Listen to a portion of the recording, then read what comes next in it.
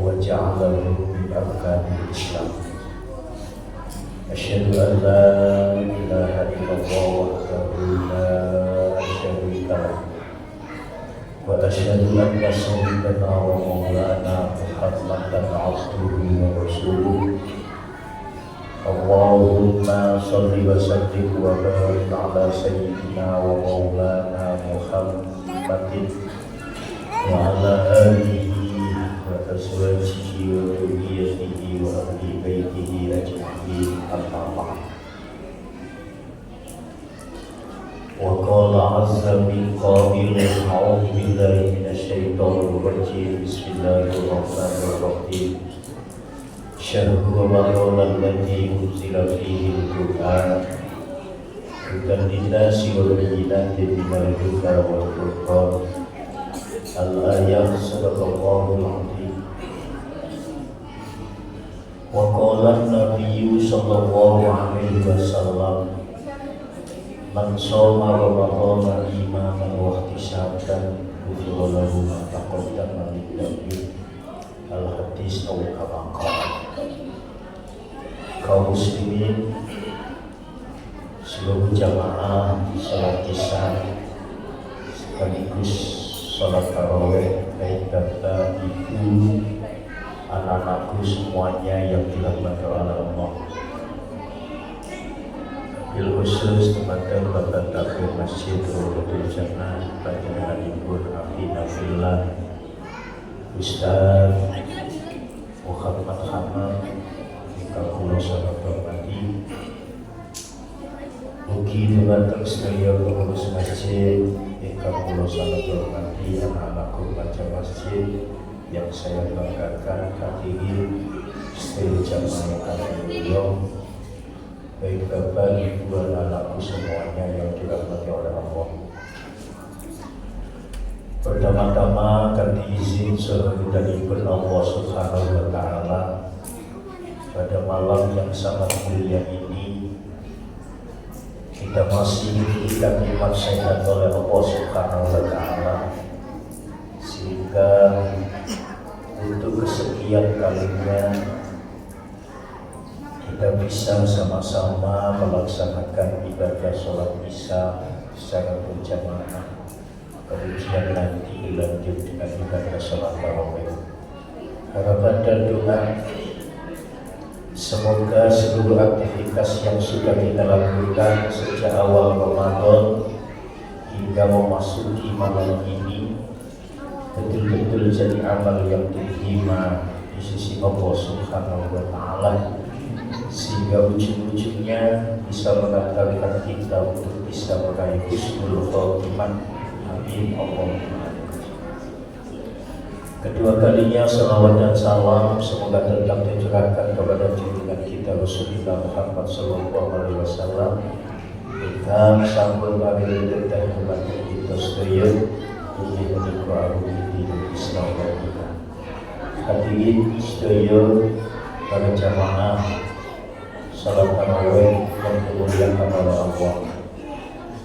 Tema untuk pada malam hari ini berkaitan tentang fitrah manusia.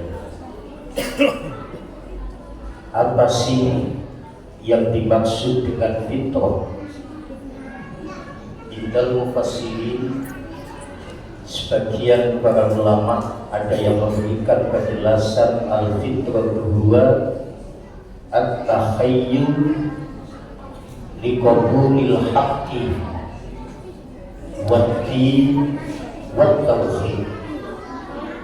Artinya apa? Kesiapan mental untuk menerima segala kebaikan, untuk menerima segala yang hak, baik berupa agama maupun berupa tauhid.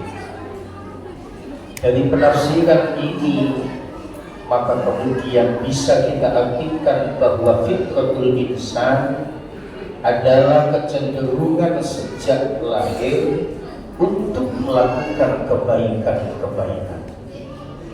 Sebagian riwayat ada yang menjelaskan ma huwa fitratul insan, al fitratu huwa al-ibadah wal-ubudiyah.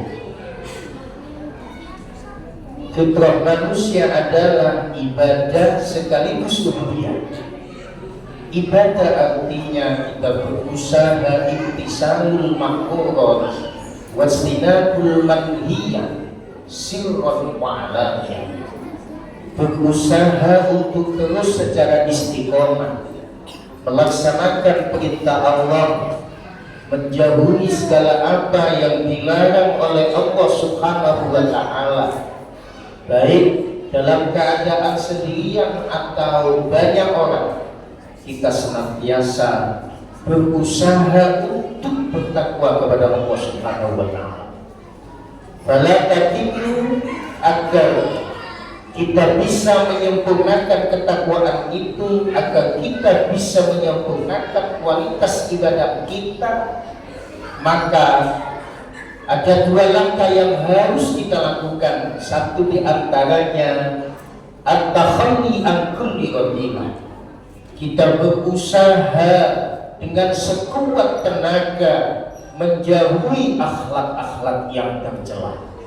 Tidak cukup hanya itu, langkah yang kedua at-takhalli an kulli fadilah.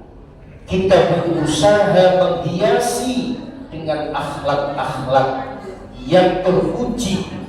Jika itu sudah kita lakukan, insya Allah at-tajalli, kita merasakan kemahabesaran Allah Subhanahu wa ta'ala. Lewat pendidikan puasa, Allah sengaja memberikan sarana bagi kita agar kita seluruhnya untuk bisa kembali ke fitrah kita sebagai manusia. Potensi dasar sejak kita lahir ke alam dunia untuk senantiasa melakukan kebaikan-kebaikan. Bukankah Allah sudah mempercayakan kepada kita bahwa kita betul-betul melaksanakan tugas ubudiyah sekaligus tugas kekhalifahan kita sebagai manusia. Tugas ubudiyah sebagaimana yang difirmankan Allah Subhanahu wa ta'ala dalam surat Ad-Dariyat, wa ma khalaqtul jinna wal insa illa liya'budun. Tidak menciptakan jin dan manusia kecuali hanya untuk ibadah. Ternyata ada sebagian ulama yang menjelaskan tidak cukup hanya ibadah, ibadah tanpa ubudiyah, bahwa tugas kita di samping ibadah sekaligus ubudiyah. Ibadah kita berusaha dengan sekuat tenaga untuk menjalankan perintah Allah sekaligus menjauhi apa yang dilarang oleh Allah. Ubudiyah kita berusaha dalam kondisi apapun kita harus mengabdi kepada Allah Subhanahu wa ta'ala. Kenapa kita diperintahkan untuk ibadah kepada Allah? Satu di antara alasannya mempertahankan martabat manusia yang sejak awal sudah menyandang predikat makhluk yang terbaik, makhluk yang mulia, makhluk yang suci. Bukankah Allah Subhanahu wa ta'ala telah berfirman, "Wat-tini waz-zaitun wa turi sinina wa hadzal baladil atiq."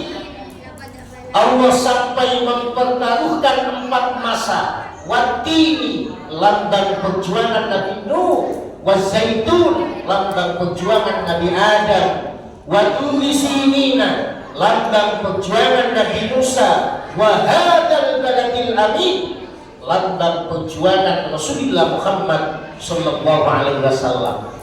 Allah sampai mempertaruhkan 4 masa demi menjelaskan bahwa manusia adalah makhluk yang terbaik. Laqad khalaqnal insana fi ahsani taqwim. Allah sungguh telah menciptakan manusia menjadi makhluk yang terbaik jika dibandingkan dengan makhluk-makhluk yang lain. Sebagai ungkapan rasa terima kasih kita kepada Allah, mari kita jaga kesucian kita. Kita menuju fitrah kita untuk senantiasa cenderung melakukan amal soleh. Ketika Ramadan datang menghampiri kita, ini kesempatan bagi kita, kesempatan yang terbaik dari Allah untuk sama-sama kita meraih keberkahan Ramadan, meraih kasih sayang Allah, meraih ampunan Allah Subhanahu wa Ta'ala, untuk memaksimalkan amal ibadah. Karena bagaimanapun juga di tahun depan belum tentu kita bertemu dengan Ramadan kembali. Sebagai pelajaran bagi kita, kalau tahun lalu seberapa banyak di antara tetangga kita, teman kita, handai taulan kita bisa duduk bersama menjalankan ibadah sholat isya, bisa menjalankan ibadah sholat tarawih, namun pada tahun ini seberapa banyak yang sudah dipanggil oleh Allah Subhanahu wa Ta'ala. Ini sebuah pelajaran yang sangat berharga.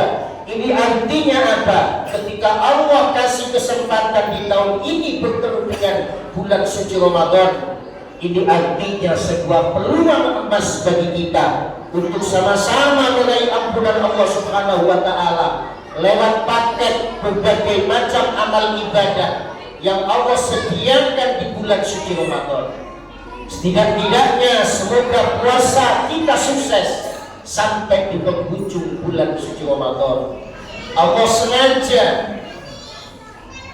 memerintahkan bagi orang yang beriman untuk menjalankan puasa sebagai sarana bagi kita agar kita menjadi orang-orang yang tawadhu, agar kita menjadi orang-orang yang semakin cinta kepada Allah.